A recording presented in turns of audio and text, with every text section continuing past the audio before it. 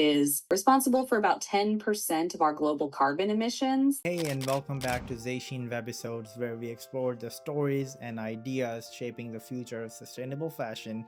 Heather Mason Forsyth is a PhD biochemist and biophysicist turned science communicator, policy analyst, and now a co-founder of a sustainable fashion startup. From going viral on TikTok as a creative science storyteller to serving as a science and technology policy fellow at National Science Foundation to leading Communitique, a new clothes swapping app designed to fight fast fashion. Heather's work connects science, creativity, and activism in a remarkable ways. My name is Heather Mason Forsyth, and I am the co-founder of Communitique, which is a new social meetup app for clothes swapping and donating clothes. On the side, I just happen to love thrifting and secondhand fashion. It's like a big hobby of mine. And I started to get very angry and annoyed about how inaccessible secondhand fashion has often become. It's often more expensive than buying new, especially if the other option is fast fashion. And that just means that people who can't afford to shop at thrift stores or secondhand options, if they need something, they have no other option that is sustainable. That's like 3 times more than aviation and the shipping industry combined. And it's at every level of fashion. It's from production to creation to shipping somewhere else. And then most of these clothes end up in a landfill after being worn only a handful of times. We're at a point where we are wearing more clothes than ever before, but for a less amount of time. And all of this is just making me very upset.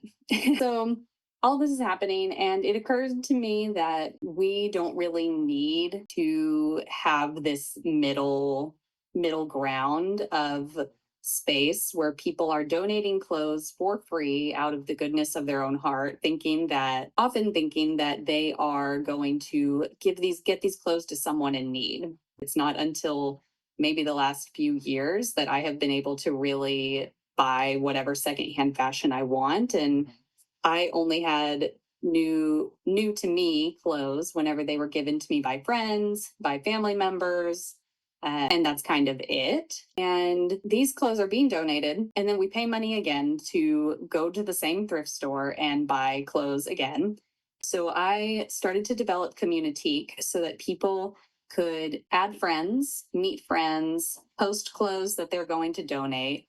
People who really want them can request them, and then you can chat together, meet up in your city, and actually, number one, for the people giving clothes, you like know who it's going to. You know for sure it's going to someone who really wants to wear it. You know it's not going into the trash. And on top of that, I also really wanted to have this be fun and dignified and not a hey poor people. I think that this is a really fun alternative, and there's a better way to do things that actually treats fashion as community care.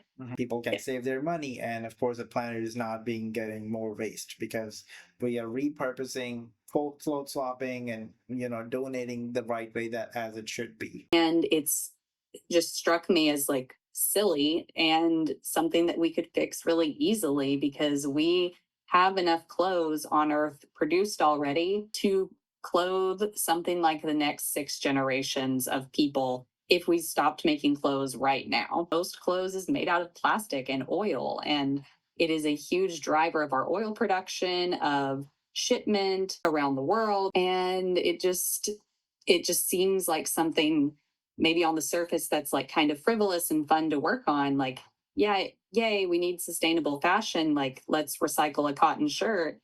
So I just think that we have to start being circular in our fashion consumption, or we're going to And why you think? that they overconsume and they are told, it's okay to something that's really common, for example, is that people will buy multiple versions of the same shirt because the sizes are inconsistent for a particular brand.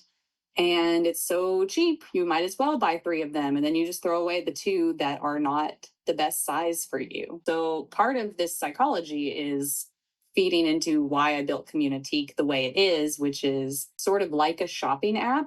It looks like a shopping app. And so you still would get the dopamine rush of getting to request this item, getting to like scroll through and see all the clothes that Right. I think that it will, what I hope is that it will be a better psychology because the way fast fashion shopping feeds the brain is like any other addiction. So when you join Communitique and you download it on Apple or Google Play, only about 3 to 4-ish months since we released it. So this is the growth and scaling challenge that I have right now is that we have thousands of users on the app, but the app works where you can only see others in your city. So you can join up to 2 cities and you post clothes that you are ready to donate. And then you select a few filters, and the filters allow other users to filter it down. So you upload these pictures of these items, and then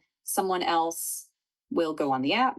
They see the other things that are in their same city, and they will request the item. And in that process, you can just choose to accept it, and you're just deciding that you're going to donate that item to that person. And so then, whenever you accept it, a chat will open and you could request a swap, for example. And I really want this to be a way for people to get into their community more and use the money that they would have spent on clothes for things that bring more community and hopefully bring them more lasting joy and satisfaction. Let's try this new coffee shop, on Main Street, or this new boba tea place, or this new bar, or any number of like local community spots. And I mean, some people also brought this up that maybe it could be a dating app for some people, that clothes are a really good like style is actually a pretty good indicator of a lot of other values that you might have. I currently the plan is to, as a city gets big enough, to have local businesses pay to become official meetups. This time you can just have it scheduled, and it's a public place that you can meet, and there's no safety issues too. Yeah, of course. But at the moment, we're in 1,500 cities ish and growing slowly but surely. So far, I think it's really helped me.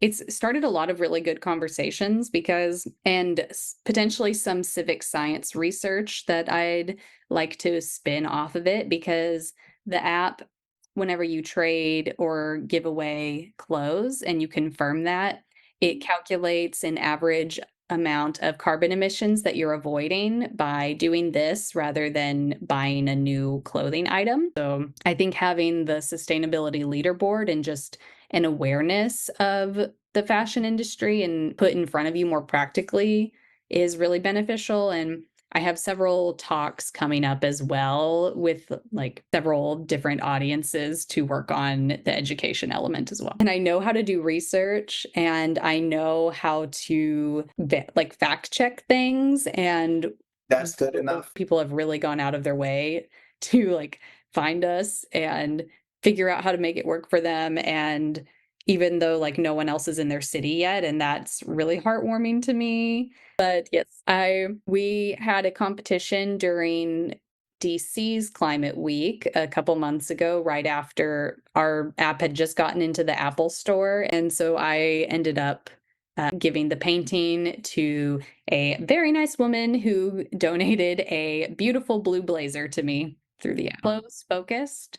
Also, because clothes have such a large climate sustainability impact associated with them that, like, I mean, no one is buying 8 bed frames a week. And you're not producing anything new that's gonna waste in the future or making a bad impact to the planet. Oh, that this is something that like I kind of realized through reading various things, and it just sort of I thought was wild. So I if see. if you took all of the elephants on the planet, Okay. you would have to multiply the weight of all of those elephants. Mhm. We throw away something like I believe it's 91 million tons, 92 million tons of clothing every year. They get shipped largely into the global south and dumped into large landfills. And some countries are starting to push back on this. For example, France has some really good policy that they're working on pushing through and finishing, which includes blocking advertising for fast fashion. Yeah. But I do think something I'm really trying to get across with Communitique is that we have a lot of power in our communal efforts. Yes, you not buying one shirt doesn't change the world, but if a million people don't buy a shirt, it does. And so I hope that people, as they join, they'll be able to see the carbon emissions avoided build up in like their communities, and also like the global scoreboard that will be there, and these other factors. So I think that we don't have to wait for like a magic pill or device to fix all these problems. We have a lot of technology and a lot of power in our own collective efforts that we can push to do. Because there's one quote I heard, I don't know if you heard that or not, but I always say, the earth is not going anywhere. We are. So so we have to do something about it.